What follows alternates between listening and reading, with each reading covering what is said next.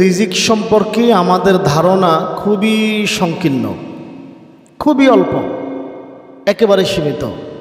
তাই আমরা মনে করি রিজিক মানে হচ্ছে টাকা পয়সা। রিজিক মানে হচ্ছে কি? টাকা পয়সা। আমরা মনে করি রিজিক মানে হচ্ছে টাকা পয়সা, খাদ্য দ্রব্য, আমরা যা কিছু খাই, যে টাকা পয়সা হাতে থাকে, ব্যাংকে জমা থাকে, স্বর্ণ গয়না, এইগুলি হচ্ছে রিজিক। অথচ ইসলাম বলতেছে, বান্দা তোমরা যেইগুলিকে রিজিক মনে করো, এইগুলি হচ্ছে রিজিকের সর্বনিম্নতম স্তর। সর্বনিম্নতম স্তর, যা তার উচ্চে থাকা স্তরসমূহের জন্য, তার উপরে থাকা স্তরের জন্য ব্যয় করতে হয়। আপনি সুস্থ থাকার জন্য অসুস্থ হয়েছেন, আপনি সুস্থ হওয়ার জন্য কি করবেন? ওষুধ খাবেন না? ডাক্তার কাছে যাবেন না? তো ডাক্তার কাছে যদি যান, ওষুধ কিনতে হয়, কি লাগবে? টাকা পয়সা লাগবে। এরপরে আপনার জ্ঞান প্রয়োজন, জ্ঞানী হবেন। জ্ঞানী হওয়ার জন্য আপনাকে বিভিন্ন শিক্ষা প্রতিষ্ঠানে যেতে হবে, বই পুস্তক ক্রয় করতে হবে, তখন কি লাগবে? টাকা লাগবে। সমাজে, রাষ্ট্রে আপনি একটা সম্মানজনক অবস্থানে যেতে চান, আপনার মান সম্মানের প্রয়োজন। আপনি নিজেকে মানসম্মানী মানুষ হিসাবে প্রমাণ করার জন্য কি লাগবে? অর্থ লাগবে না? টাকা পয়সা লাগবে। আপনার স্ত্রী, যে আপনার জীবন সঙ্গিনী, যার কাছ থেকে আপনি আনন্দ সুখ ভোগ করেন, সেই রমণীকে ঠিকঠাক রাখার জন্য, রমণীকে সুন্দর রাখার জন্য কি লাগে? টাকা লাগবে। আপনার সন্তান, যাকে আপনি খাওয়াই পড়াই আর আদর করে বড় করেন, তাকে লালন পালন করতে কি লাগবে? টাকা লাগবে। তাহলে রিজিকের সর্বনিম্ন স্তর, এই টাকা পয়সা, খাদ্যদ্রব্য, সুস্থতার জন্য ব্যয় করতে হয়। টাকা পয়সা মান সম্মানের জন্য ব্যয় করতে হয়। টাকা পয়সা জ্ঞান অর্জন করার জন্য ব্যয় করতে হয়। টাকা পয়সা স্ত্রী সন্তানের জন্য ব্যয় করতে হয়। টাকা পয়সা মানুষের ভালোবাসা পাওয়ার জন্য ব্যয় করতে হয়। অতএব রিজিকের সর্বনিম্ন স্তর হচ্ছে টাকা পয়সা, সর্বোচ্চ রয়েছে সুস্বাস্থ্য। সুবহানাল্লাহ বলবেন না? যে ব্যক্তিরা অসুস্থ তারা জিজ্ঞাসা করেন, কোটি টাকার মালিক হয়েও তো কোনো লাভ নেই।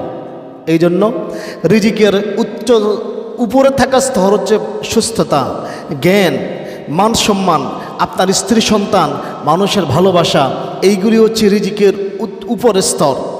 আর এইগুলির জন্য টাকা পয়সা ব্যয় করতে হয়, খাবার গ্রহণ করতে হয়। সুস্থ থাকার জন্য কি লাগবে? খাবার লাগবে না? লাগবে না? আমরা আমাদের অনেক ইসলামিক চিন্তাবিদ এমনভাবে আলোচনা করে, ইসলাম মানে দারিদ্রতা। ইসলাম মানে কি? না, বড়লোক হওয়া যাবে না, দারিদ্রতা, এমনটা বোঝায় না। কিন্তু আসলে কি ইসলাম দারিদ্রতা? ইসলাম কি আসলে দারিদ্রতা? যদি ইসলাম দারিদ্রতার কথাই বলতো, তো সব মুসলমান মসজিদে পড়ে থাকতো অনাহারে, অর্ধাহারে, আর খ্রিস্টানরা, ইহুদিরা, হিন্দুরা সমগ্র বিশ্বে রাজত্ব করত, যেটা বর্তমান করতেছে। আসলে কি ইসলাম দারিদ্রতার কথা বলেছে? ইসলাম দারিদ্রতার কথা বলে নাই। ইসলাম যদি দারিদ্রতাকে বেছে নিত, তাহলে ইসলামে জাকাতের বিধান থাকতো না। কথা কি বুঝে আসছে? জাকাত দিতে হবে, তো কে জাকাত দিবে? জাকাত কে দিবে? ফকির দিবে? মিসকিন দিবে? কারা দিবে? ধনীরা জাকাত দেবে। তার জাকাত দেওয়ার জন্য কিসের প্রয়োজন? টাকা পয়সা লাগবে, অর্থ লাগবে। তার ইসলাম বলতেছে তুমি দারিদ্র হইও না, খবরদার, তোমাকে ধনী হওয়া লাগবে। ধনী হইলে তুমি জাকাত দিতে পারবা। ইসলাম মানে দারিদ্রতা নয়। ইসলাম মানে হচ্ছে স্বাবলম্বিতা। ইসলাম মানে হচ্ছে কি? স্বাবলম্বিতা, দারিদ্রতা নয়। ইসলাম যদি দারিদ্রতাকে বেছে নিত, জাকাতের কথা বলতো না। আল্লাহ তাআলা কোরআনুল কারিমে, নবী সাল্লাল্লাহু আলাইহি সাল্লাম হাদিসে দান করার কথা বলতো না। কথা কি বুঝে আসছে? দান করার কথা বলতো না। ব্যবসা বাণিজ্যের এত বিধান, ব্যবসা বাণিজ্য নিয়ে আল্লাহ তাআলা বলতো না হাল্লাল্লাহুল বাইআ ওয়া হাররামার রিবা। আল্লাহ ব্যবসাকে বৃদ্ধি করেন, রিবাকে, সুদকে নিষিদ্ধ করেছেন। কেন? আল্লাহ ব্যবসার কথা বলেছেন, তো ব্যবসা করতে হলে কিসের প্রয়োজন লাগবে? টাকা, সেখানে লেনদেন আছে। এই ব্যবসা নিয়ে এমন কোনো হাদিস গ্রন্থ নাই, এমন কোনো ফিকাহ গ্রন্থ নাই যেখানে কিতাবুল বুয়ু, নামে একটা অধ্যায় রচিত হয় নাই। প্রত্যেক হাদিস গ্রন্থে কিতাবুল বুয়ু আছে। প্রতিটা ফিকহার কিতাবে কিতাবুল বুয়ু নামে ব্যবসা বাণিজ্য কীভাবে পরিচালনা করবেন সেটারই একটা অধ্যায় আছে। জাকাত নিয়ে একটা অধ্যায় আছে। কোরআনুল কারিমে জাকাত নিয়ে স্পেশালি আলোচনা আছে। তাহলে ইসলাম দারিদ্রতাকে প্রমোট করে না, বরং ইসলাম দারিদ্রতাকে নিরুৎসাহিত করেছে।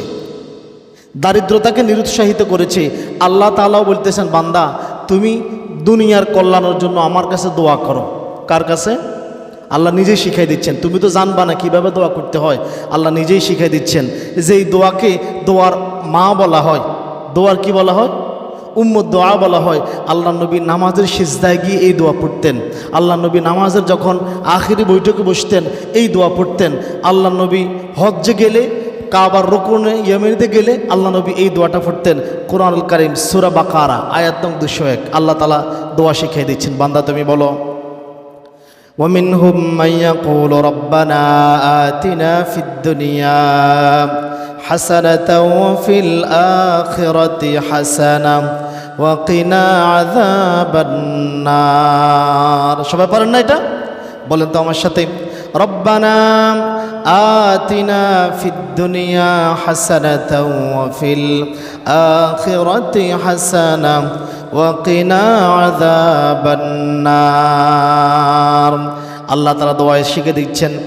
ومنهم من يقول, আর তাদের মধ্য থেকে যারা বলে, রব্বানা আতিনা ফিদ দুনিয়া হাসানাতান, হে আমাদের রব আমাদেরকে দুনিয়ার কল্যাণ দান করো।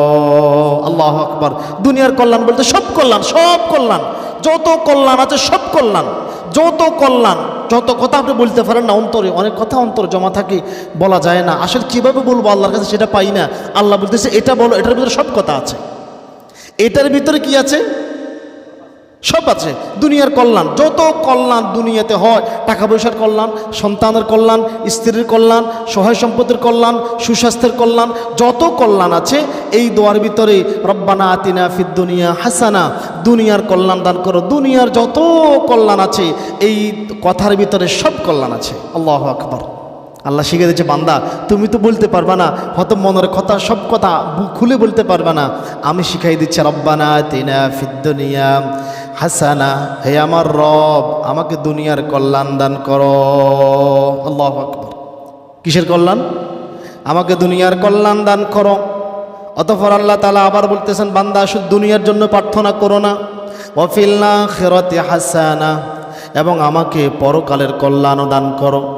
শুধু দুনিয়ার কল্যাণ দিয়ে তো হবে না, আমাকে আখিরাতের পরকালের কল্যাণ মানে কি?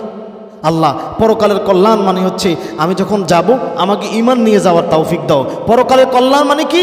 আল্লাহ আমাকে কবরের ভয়াবহ আযাব থেকে রক্ষা করো। পরকালের কল্যাণ মানে কি? আল্লাহ যেদিন মুনকার নাকির আমাকে প্রশ্ন করবে, আমাকে প্রশ্ন করে সঠিক জবাব দেওয়ার তৌফিক দান করো। পরকালের কল্যাণ মানে কি? আল্লাহ ভয়াবহ বিচার দিবসে, ভয়াবহ বিচার দিবসে আল্লাহ তোমার কাছে ফরিয়াদ জানাই, তুমি সেদিন আমাকে প্রশ্ন করো না, আমাকে বিনা হিসেবে জান্নাত দান করো। পরকালের কল্যাণ মানে কি? পরকালের কল্যাণ মানে হচ্ছে আল্লাহ সেই পুলসরাতটা যেটা হবে হীরার চেয়ে ধারালো, চুলের চেয়ে চিকন, সেই ফুলসরাতটা সহজভাবে পারাপার করে দাও। পরকালের কল্যাণ মানে কি? আল্লাহ আমাকে জাহান্নাম থেকে বাঁচিয়ে জান্নাতে দিয়ে দাও। এটা হচ্ছে পরকালের কল্যাণ। আল্লাহু আকবার। অতঃপর আল্লাহ তাআলা বলেন, বান্দা তুমি এরপরে আরো বলো, ওয়াকিনা আযাবান্নার, আল্লাহ আমাকে জাহান্নামের শাস্তি থেকে বাঁচাও। আল্লাহু আকবার। কত সুন্দর দোয়া। নবী সাল্লাল্লাহু আলাইহি সাল্লাম প্রায় দোয়া পড়তেন, নামাজের ভিতরে পড়তেন, নামাজের সিজদায় গিয়ে পড়তেন। নামাজের সিজদায় গিয়ে রব্বানা বলতেন না, নামাজের সিজদায় গিয়ে নামাজের আখিরি বৈঠকে বলতেন, আল্লাহুম্মা আতিনা ফিদ দুনিয়া হাসানা ওয়া ফিল আখিরাতি হাসানা ওয়া কিনা আযাবান্নার। আরে আমরা দোয়া করতেই তো জানি না, আল্লাহ দিবে কেমন? কত সুন্দর দোয়া। এই দোয়ার ভিতরে সব আছে। আমরা চিন্তা করি নাই যে আপনি তো অনেক কথা আল্লাহর কাছে বলতে পারেন না, তো আমরা বলতে পারি না। এই জন্য বলেন, হুজুর আমার এই সমস্যা একটু দোয়া করেন। কেন? আপনি হয়তো বলতে পারতেছেন না, আপনি এটা বলেন, রব্বানা আতিনা ফিদ দুনিয়া হাসানা ওয়া ফিল আখিরাতি হাসানা ওয়া কিনা আযাবান্নার। এটার ভিতরে সব আছে। দুনিয়ার যত কল্যাণ, পরকালের যত কল্যাণ সব আছে। দুনিয়ার কল্যাণ এই যে আল্লাহ তাআলা নিজে শিখিয়ে দিচ্ছেন, তোমরা আমার কাছে দুনিয়ার কল্যাণ চাও। বর্তমানে আপনার আজকের সকাল থেকে সন্ধ্যা পর্যন্ত দেখেন দুনিয়ার যত কল্যাণ আপনি দেখেন, দুনিয়ার যত ভালো দেখেন, সকল ভালো করতে গিয়ে, দুনিয়ার সব কল্যাণ করতে গিয়ে দুনিয়ার 90% কল্যাণমূলক কাজ করেন, নিজের ব্যক্তিগত কল্যাণের কাজ করেন, পরিবারের জন্য কল্যাণের কাজ করেন, সমাজের জন্য কল্যাণমূলক কাজ করেন। 90% কল্যাণমূলক কাজে আপনার অর্থ লাগবে। কথা কি বুঝে আসছে? 90% কল্যাণমূলক কাজেই আপনার অর্থের প্রয়োজন আছে। এই জন্য ইসলাম দারিদ্রতাকে প্রমোট করে না, ইসলাম দারিদ্রতাকে নিরুৎসাহিত করেছেন। কেননা দারিদ্রতা মানুষকে কুফুরের দিকে নিয়ে যায়। রাসূলের অনেক সাহাবী ধনী ছিলেন, আমরা ইতিপূর্বে বলেছিলাম। সাহাবী ওসমান ইবনে আফফান রাদিয়াল্লাহু তাআলা আনহু কত ধনী সাহাবী ছিলেন, কত ধনী সাহাবী ছিলেন, আল্লাহু আকবার। যার ধন সম্পদ সাদকায়ে জারিয়া এখনও চলমান। সৌদি আরবে তার নামে এখনও অ্যাকাউন্ট, এখনও হোটেল, এখনও খেজুর বাগান রয়ে গেছে। কেমন ধনী সাহাবী ছিলেন, আল্লাহু আকবার। রাসূলের সাহাবী হযরত আব্দুর রহমান ইবনে আউফ রাদিয়াল্লাহু তাআলা আনহু কত ধনী সাহাবী ছিলেন। রাসূলের স্ত্রী উম্মুল মুমিনিন খাদিজা রাদিয়াল্লাহু তাআলা আনহা কত ধনী সাহাবী ছিলেন। ইসলাম কি ধনী হইতে নিষেধ করছে? ধনী যদি না হন তো যাকাত দিবে কি? গরিবরা খাবে কি? ইসলাম তো এই কথা বলে না, এই আমার সাহাবীরা সবাই মসজিদে ঢোকো, সবাই আহলে সুফার অন্তর্ভুক্ত হয়ে যাও। সবাই যদি আহলে সুফার অন্তর্ভুক্ত হয়ে যেত তাহলে এই লোকদেরকে খাওয়াতো কে? আল্লাহ তাআলা দান করার জন্য উৎসাহিত করেছেন। কেন? ধনী হওয়া লাগবে। শুধু তাই নয়, আমরা জানি না হালালভাবে অর্থ উপার্জন করাকে নেকির কাজ বলেছেন। কথা কি বুঝে এসছে? আপনাকে আজকে বলি, কোটি টাকা ইনকাম করবেন, কোটি টাকা ইনকাম করবেন, শুধু দুইটা নিয়ত রাখবেন। কয়টা নিয়ত মনে রাখবেন? আজকে কোটি টাকা ইনকাম করবেন, শুধু দুইটা নিয়ত রাখবেন। তাহলে এই কোটি টাকা ইনকাম করাটাও নেকি হয়ে যাবে। এক, আমি হালাল পথে উপার্জন করব। কোন পথে উপার্জন করব? যদি অন্তরে এই নিয়ত থাকে হালাল পথে উপার্জন করব। দুই, অর্থ উপার্জন করার পর আমি এই অর্থ আল্লাহর রাস্তায় ব্যয় করব, হালাল পথে ব্যয় করব। তাহলে এইভাবে অর্থ উপার্জন করা অনেকের কাজ। কথা কি বুঝে আসছে? আপনি মনে করেন যে হুজুর অর্থ তো, টাকা তো ইনকাম করে আমার নিজের জন্য না, ছেলে মেয়ের জন্য না। কিন্তু ইসলাম বলতেছে না, তুমি যে অর্থ উপার্জন করবা যদি তোমার নিয়তটা সঠিক থাকে তাহলে সেটাও নেকির কাজ। সেটাও কি কাজ? অতএব অযথায় হতাশ হওয়া যাবে না, বরং জমিনে রিজিক তালাশ করতে হবে। রিজিক কোথায়? রিজিক জমিনে, কিন্তু ফয়সালা কোথায়? আসমানে। রিজিক জমিনে, ফয়সালা কোথায়? আসমানে। এই জন্য দুনিয়াতে জমিনে রিজিক অনুসন্ধান করতে গিয়ে রিজিকের মালিক রাজ্জাককে ভুলে যাওয়া যাবে না। কথা কি বুঝে আসছে? রিজিকের মালিক রাজ্জাককে ভুলে যাওয়া যাবে না। যদি রাজ্জাককে ভুলে যান তাহলে ধ্বংস নেমে আসবে। জমিনের প্রাচুর্যে পড়ে আমরা যখন জমিনে রিজিক অনুসন্ধান করতে নেমে যাব, তখন দেখবেন জমিন আমাদের সামনে তার প্রাচুর্য মেলে ধরবে। আপনি দেখেন, টাকা ইনকাম করা শুরু করেন, দেখবেন জমিনের প্রাচুর্যতা আমাদের সামনে চলে আসবে। আল্লাহ তাআলা বলতেছেন, যখন তোমাদের সামনে জমিনের প্রাচুর্যতা চলে আসবে, খবরদার আমি রাজ্জাককে ভুলে যেও না। কাকে কাকে? কথা বলেন না, কি নাম? সবসময় তো আল্লাহ বলে ডাকছেন, রাজ্জাক বলে ডাকছেন কখনো? রাজ্জাক বলেন না। কাকে বলা যাবে না? রাজ্জাককে বলা যাবে না। যারা দুনিয়াকে মূল্য দিতে গিয়ে আল্লাহ তাআলাকে অবমূল্যায়ন করবে, আল্লাহর আদেশকে অবমূল্যায়ন করবে, আল্লাহ নিজেই তাদেরকে মূল্যহীন করে দেবে। আর মূল্যহীন কোনো বস্তু আল্লাহ জমিনে রাখে না। কথা কি বুঝে আসছে? ধ্বংস করে দেবে। আমরাও তো রাখি না। মূল্যহীন কোনো বস্তু কি আমরা রাখি? কারো কাছে রাখেন? এই যে আমার হাতের টিস্যুটা দেখছেন, এখন পর্যন্ত খুব মূল্যবান, হাতে রাখছি। ঘাম মুছবো, শরীর মুছবো, যখন এটার মোছা শেষ, মূল্যহীন, তখন আর কেউ রাখবে এটা? আমি রাখবো? আমি যদি ঘাম মুছি, কাউকে দিয়ে কেউ রাখবেন? অতএব মূল্যহীন বস্তু আল্লাহ জমিনে রাখেন না। এই জন্য জমিনে রিজিক অনুসন্ধান করতে গিয়ে আল্লাহ তাআলাকে ভুলে যাওয়া যাবে না।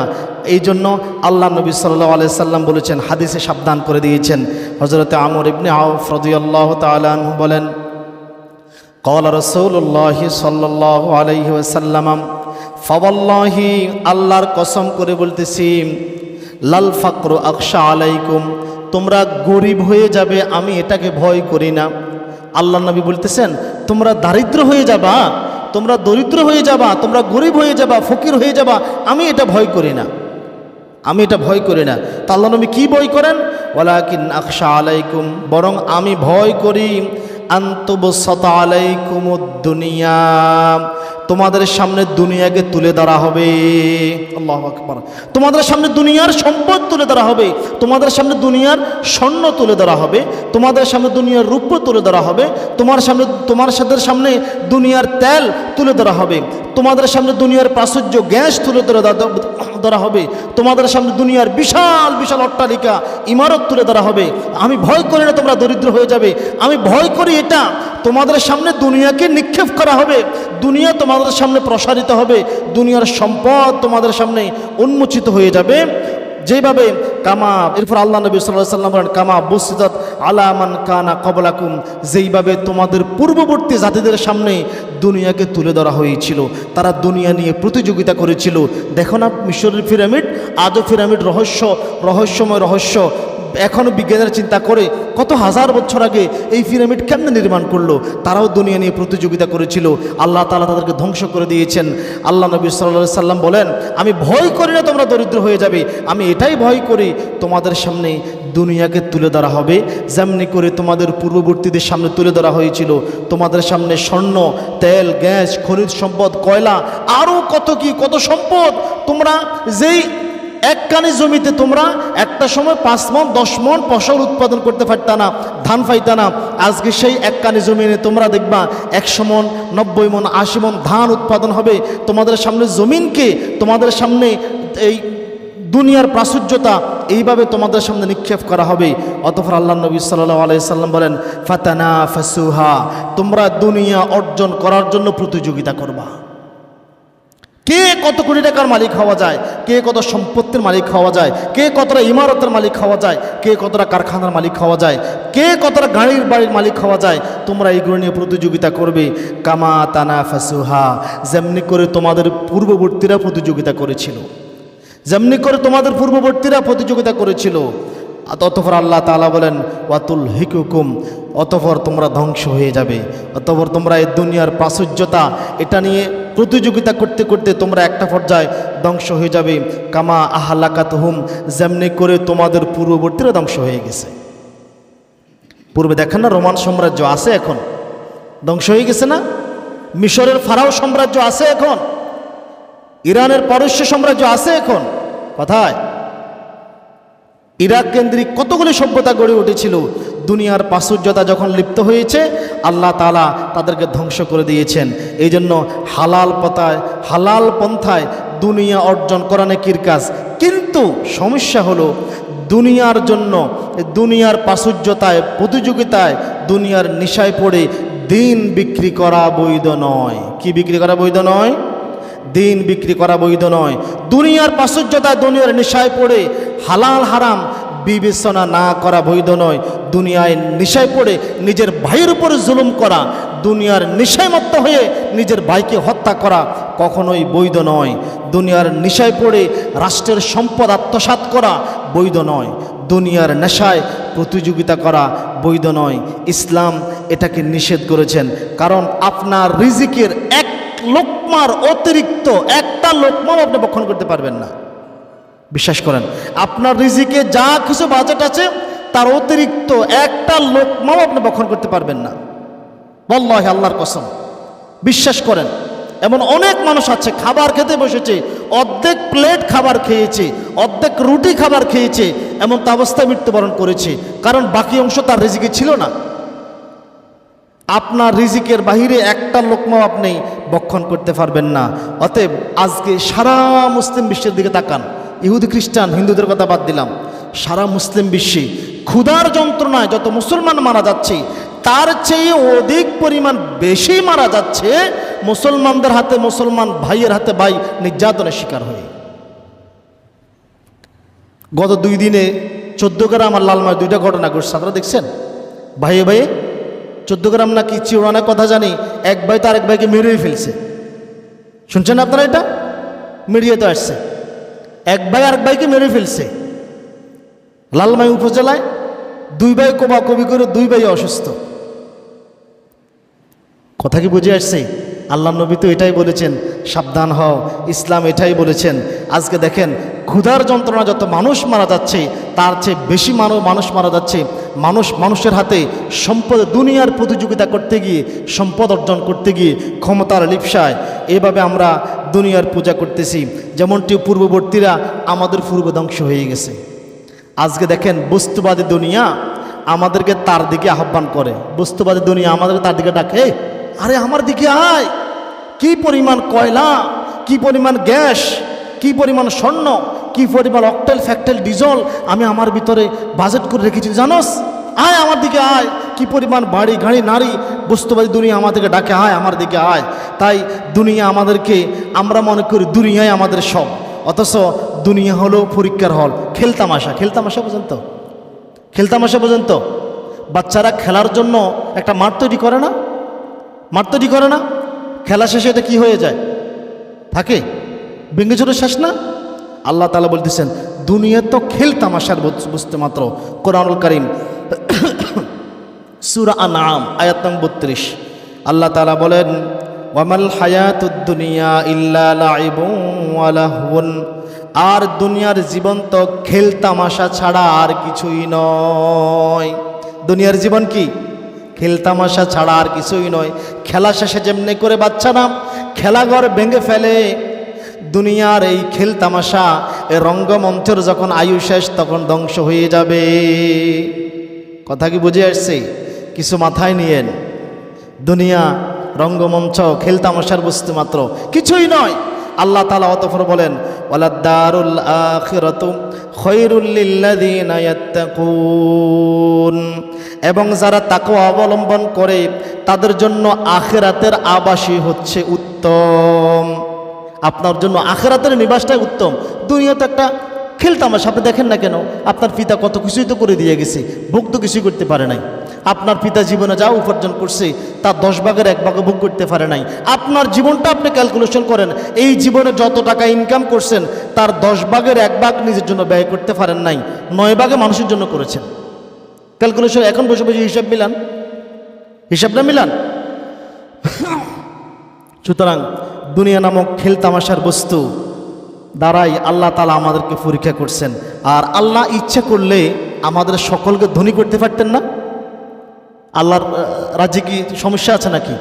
সবাই যদি ধনী হয়ে যেত, কোটি কোটি টাকার মালিক হয়ে যেত, সবাই যদি অনেক স্বর্ণ গয়নার মালিক হয়ে যেত, বিশাল বিশাল অট্টালিকার মালিক হয়ে যেত, আল্লাহর কি রাজত্বের কোনো কমতি হইতো? কোনো কমতি হইতো? তাহলে আল্লাহ কেন সবাইকে ধনী করলেন না? মানে প্রশ্ন আসে না, আল্লাহ কেন সবাইকে ধনী করলেন না? আল্লাহ সবাইকে ধনী না করার 2টা কারণ আছে। কয়টা কারণ? 2টা কারণ মনে রাখবেন। 1 নম্বর কারণ হচ্ছে এই পৃথিবীকে চলমান করার রাখার জন্য। কিসের জন্য? পৃথিবীতে যদি বৈচিত্র্য না থাকে তাহলে পৃথিবী টিকবে না। সবাই যদি কোটিপতি হয়, বড় লোক হয়, ধনী হয়ে যায়, কাজ করবে কে? কথা কি বুঝে আসছে? কাজ করবে কে? সবাই যদি শহরে বসবাস করে জমিনে ধান উৎপাদন করবে কে? সবাই যদি কোটিপতি হয়ে যায় আপনার টয়লেট পরিষ্কার করবে কে? সবাই যদি কোটিপতি হয়ে যায় আপনার বাসা বাড়ির কাজ করবে কে? সবাই যদি কোটিপতি হয়ে যায় আপনার পোশাক তৈরি করবে কে? জমিনটাকে বৈচিত্র্যময় করার জন্য আল্লাহ তাআলা সকলকে ধনী বানান নাই। তাছাড়া সবাই ধনী হলে মানুষ এটাই বুঝতে পারতো না যে আমি ধনী। কথা কি বুঝে আসছে? সবার যদি 1 সমান টাকা থাকে তো কেউ কি নিজের ধনী বলে দাবি করতে পারবে? এই মসজিদে সবাই 1 কোটি টাকার মালিক, এখন যদি বলি কে ধনী, কেউ হাত তুলতে পারবেন? সবাই তো 1 সমান টাকার মালিক। কথা কি বুঝে আসে নাই? সবাই তো 1 সমান টাকার মালিক। ইবনে সিনা নাম শুনছেন আপনারা? আবু আলী ইবনে সিনা একটা কথা বলেছিলেন, পৃথিবীতে যদি কোনো অকল্যাণ না থাকতো তাহলে সেটাই হতো বড় অকল্যাণ। তাহলে পৃথিবীতে যদি কোনো গরিব না থাকতো সেটাই হতো বড় দারিদ্রতা। কথা কি বুঝে আসছে? গরিব আছে বিদায় ধনী গরিবের দ্বন্দ্বটা, পার্থক্যটা আল্লাহ তাআলা এই জন্য সৃষ্টি করেছেন। দ্বিতীয় পর্যায়ে আল্লাহ তাআলা ধনী দরিদ্রের পার্থক্য তৈরি করেছেন এই জন্য মানুষদেরকে পরীক্ষা করার জন্য। ধনীদেরকে পরীক্ষা করতেছেন, ধনীদেরকে এত সম্পদ দেওয়ার পরেও সে কি আমাকে স্মরণ রাখছে? সে কি তার অর্থগুলি আমার রাস্তায় সে কি বৈধ পথে ব্যয় করে?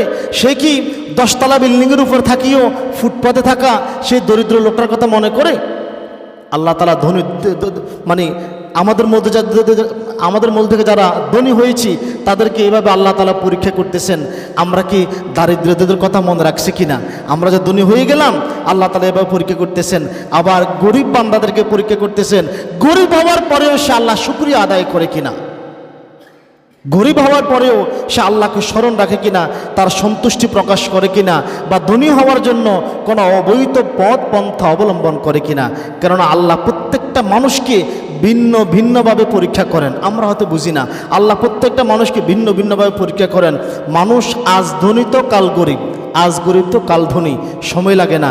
কিন্তু আল্লাহ তাআলা পরীক্ষা প্রত্যেকটা মানুষের জন্য আলাদা আলাদা পরীক্ষার ব্যবস্থা রেখে দিয়েছেন। আমরা একটা হাদিস থেকে জানতে পারি আল্লাহ তাআলা কীভাবে মানুষকে, প্রত্যেকটি মানুষকে আলাদা আলাদা পরীক্ষা করেন। রাসূলুল্লাহর হাদিস, মনোযোগ সহকারে শুনবেন, বড় একটা হাদিস।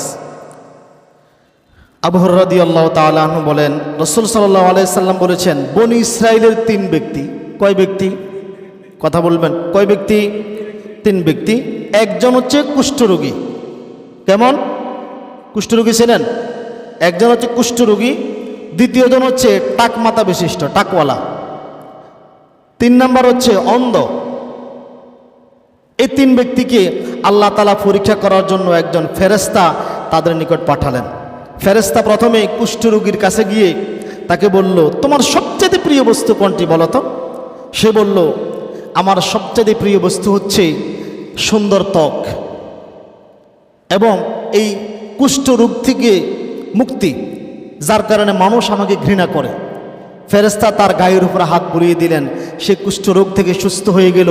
আল্লাহ তাআলা তাকে সুন্দর ত্বক দিলেন। অতঃপর ফেরেশতা তাকে জিজ্ঞাসা করল, সম্পত্তির মধ্যে তোমার কাছে কোন সম্পদ সবচেয়ে প্রিয়? সে বলল, আমার কাছে উট সবচেয়ে প্রিয়। অতঃপর আল্লাহ নবী সাল্লাল্লাহু আলাইহি সাল্লাম বলেন, তাকে 10 মাসের গর্ভবতী একটি উষ্ট্রি দেওয়া হলো, উটনি দেওয়া হলো। তাকে 10 মাসের গর্ভবতী একটি উটনি দেওয়া হলো। অতঃপর ফেরেশতা সেখান থেকে ওই যে টাক মাথাওয়ালা বিশিষ্ট লোকটির কাছে গেলেন, তাকে জিজ্ঞাসা করলেন, তোমার কাছে সবচেয়ে প্রিয় বস্তু কি? সে বলল, আমার রোগ থেকে মুক্তি, যেই টাকের কারণে আমাকে মানুষ ঘৃণা করে, আমি এই টাক থেকে মুক্তি চাই। ফেরেশতা তার মাথার উপর হাত বুলালো, তার সুন্দর চুল গজালো, সে সুদর্শনবান হয়ে গেল। এইবারে ফেরেশতা তাকে আবার পুনরায় জিজ্ঞাসা করলো, তোমার কাছে প্রিয় সম্পদ কি? সে বলল, আমার কাছে প্রিয় সম্পদ হচ্ছে গরু। তাকে গর্ভবতী গাভী দেওয়া হলো। কি দেওয়া হলো? গর্ভবতী গাভী দেওয়া হলো। আর বলা হলো, আল্লাহ তোমাকে এর মাধ্যমে বরকত দিক। অতঃপর ফেরেশতা অন্ধ ব্যক্তির কাছে চলে গেলেন। কার কাছে চলে গেলেন? অন্ধ ব্যক্তির কাছে চলে গেলেন। অন্ধ ব্যক্তির কাছে গিয়ে বললেন, তোমার কাছে সবচেয়ে প্রিয় কোনটি, প্রিয় বস্তু কি? সে বলল, আমার নিকট সবচেয়ে প্রিয় বস্তু হচ্ছে, আমি যদি চোখে দেখতে পারতাম, আমি যদি আল্লাহর জমিনটাকে দেখতে পারতাম, আমি যদি মানুষকে আমার চোখে দেখতে পারতাম। এই কথা বলার পরে ফেরেশতা তার চোখের উপর হাত বোলালো, সে আল্লাহ তাআলা তাকে চক্ষুষ্মান বানিয়ে দিলেন, সে জমিনের সব কিছু দেখতে পায়। অতঃপর ফেরেশতা তাকে জিজ্ঞাসা করলো, তোমার কাছে কোন সম্পদ প্রিয়? সে বলল, আমার কাছে ছাগল প্রিয়। অতঃপর নবী সাল্লাল্লাহু আলাইহি সাল্লাম বলেন, তাকে গর্ভবতী ছাগি দেওয়া হলো, তাকে গর্ভবতী ছাগি দেওয়া হলো। অতঃপর আল্লাহ নবী সাল্লাল্লাহু আলাইহি সাল্লাম বলেন, এই 3 ব্যক্তির উট, গাভী এবং ছাগল দ্বারা 3টি মাঠ পরিপূর্ণ হয়ে গেল। আরব বিশ্বে যারা আছেন তারা জানেন, 3টি মাঠ মানে ছোটোখাটো বিষয় নয়। ছাগল, গরু, উটের ফাল দেখছেন না আপনারা? আরব বিশ্বে যারা, আমাদের দেশে চর এলাকায় আছে, আমরা দেখি না হয়তো, বিশাল বিশাল পাল হয়ে গেল, তারা অনেক ধনী হয়ে গেল। অতঃপর কিছুদিন পর আল্লাহ ফেরেশতা সেই ফেরেশতাকে আবার আগের শুরুতে পরীক্ষা করার জন্য ওই 3 ব্যক্তির কাছে আবার পাঠালেন। ফেরেশতা এসেই কুষ্ঠরোগীর নিকট গিয়ে বললেন, ভাই, আমি একজন মিসকিন, সফরে আমার সব শেষ হয়ে গেছে, আজ আল্লাহ ছাড়া সাহায্য করার কেউ নাই। যদি আল্লাহর ওয়াস্তে আপনি আমাকে কিছু উট দিতেন, আমি আমার গন্তব্যে পৌঁছে যেতাম। যিনি আপনাকে সুন্দর ত্বক দিয়েছেন, সুন্দর করে বানিয়েছেন, সেই সত্তার কসম করে বলতেছি, আপনি আমাকে কিছু উট দান করেন। সে বলল, না ভাই, আমার উপরে কত মানুষের হক আছে, ছেলেকে খাওয়ানো লাগে, মেয়েকে খাওয়ানো লাগে, স্ত্রী, আত্মীয়স্বজন, কত মানুষ মানে কৃপণতা করতেছে। কি করতেছে? কৃপণতা করতেছে। এখন এরপরে ফেরেশতাকে সে বলল, এবারে ফেরেশতাকে বলল, আরে ভাই আমি মনে হয় আপনাকে চিনি, আপনি আগে কুষ্ঠরোগী ছিলেন না, আপনি কি আগে দারিদ্র ছিলেন না? সে অস্বীকার করলো। সে বলল, কখনো নয়, আমি এই সম্পদ আমার পূর্বপুরুষ থেকে পেয়েছি, আমি এই সম্পদ আমার পূর্বপুরুষ থেকে পেয়েছি, আর আমি আগ থেকেই খুব সুঠাম দেহের অধিকারী ছিলাম, সুন্দর ছিলাম। এই কথা বলার পরে ফেরেশতা তাকে বলল, তুমি যদি মিথ্যাবাদী হয়ে যাও, তুমি যদি মিথ্যাবাদী হও তোমার কথার উপরে, তাহলে আল্লাহ তোমাকে পূর্বের অবস্থায় ফিরিয়ে নিক, নাউজুবিল্লাহ। এরপর ফেরেশতা টাক মাতাওয়ালা বিশিষ্ট লোকটির কাছে চলে গেলেন। তার কাছে গিয়ে বললেন, ভাই ওই আগের মতো, আমি মিসকিন, আমি মুসাফির, আমার সফরে সব শেষ হয়ে গেছি। এখন আল্লাহর ওয়াস্তে, যে আল্লাহ তোমাকে এত সুন্দর চুল দিয়েছে, সে আল্লাহর শপথ করে বলতেছি, তুমি আমাকে যদি কিছু গরু দান করো, আমি আমার গন্তব্যে পৌঁছাতে পারবো। সে বলল, ভাই আমার পক্ষে সম্ভব না, আমার তো অনেক খরচ আছে। এই সে নানান কৃপণরা দেখবেন নানান ক্রাইসিস দেখায়, কৃপণদের স্বভাব নানান ক্রাইসিস দেখায় তারা। সে ক্রাইসিস দেখাইলো। অতঃপর ফেরেশতা তাকে আবার বলল, আমি মনে হয় তোমাকে চিনি, তুমি না আগে টাক মাতাওয়ালা বিশিষ্ট ছিলা, তুমি না নিঃস্ব ছিলা? সে বলল, কাল্লা, কখনো নয়, আমি এই ধন সম্পদ আমার পূর্বপুরুষ থেকে পেয়েছি, আমি আগ থেকে ধনী ছিলাম, আর আমি আগ থেকে তো সুঠাম দেহের অধিকারী ছিলাম, পথে আমার টাক মাথা ছিল। ফেরেশতা তাকে অভিশাপ দিয়ে বলল, তুমি যদি তোমার কথার উপরে মিথ্যাবাদী হও, তাহলে আল্লাহ যেন তোমাকে তোমার পূর্বের অবস্থায় ফিরিয়ে নেয়, নাউজুবিল্লাহ। অতঃপর ফেরেশতা অন্ধ লোকটির নিকট গিয়ে বললেন, ভাই আমি সফরে এসেছি, মুসাফির, আমার সব শেষ হয়ে গেছে। যে আল্লাহ আপনাকে এত সুন্দর দৃষ্টিশক্তি দিয়েছেন, সে আল্লাহর শপথ করে বলতেছি, আপনি যদি আমাকে কিছু ছাগি দেন, কিছু ছাগল দেন, আমি আমার গন্তব্যে পৌঁছাতে পারবো। অন্ধ লোকটি স্বীকার করলো, হ্যাঁ ভাই, আমি একসময় অন্ধ ব্যক্তি ছিলাম। আমি কি ছিলাম? আমি অন্ধ ছিলাম, আমি কিছুই দেখতাম না। আল্লাহ তাআলা আমাকে চক্ষু দৃষ্টি ফিরিয়ে দিয়েছেন, আল্লাহ তাআলা আমাকে অনেক বড় ধনী বানিয়েছেন, আমি কয়েক ফাল ছাগলের মালিক হয়েছি। আপনার যা ইচ্ছা, আপনি আমার ফাল থেকে যা ইচ্ছা ছাগল নেন, আমি আপনাকে বাধা দিব না, আপনি নিয়ে যান। এই কথা বলার পরে ফেরেশতা তাকে বলল, আমরা এইভাবেই মানুষদের, আল্লাহ তাআলা এইভাবে মানুষদেরকে পরীক্ষা করে, তোমাকে পরীক্ষা করেছি আমরা। তোমার অর্থে আমার কোনো প্রয়োজন নেই, তোমার সম্পদ তোমার কাছে থাক, এবং আল্লাহ তোমার সম্পদকে অধিক পরিমাণে বৃদ্ধি করে দেখ। এই কথা বলেই ফেরেশতা চলে গেলেন। অতঃপর আল্লাহ নবী সাল্লাল্লাহু আলাইহি সাল্লাম বলেন, অন্ধ ব্যক্তির সম্পদ বৃদ্ধি থেকে আরও বেড়ে গেল, আর বাকি কুষ্ঠরোগী সেই টাকমাথা বিশিষ্ট ব্যক্তিকে আল্লাহ আবার আগের অবস্থায় ফিরিয়ে দিলেন।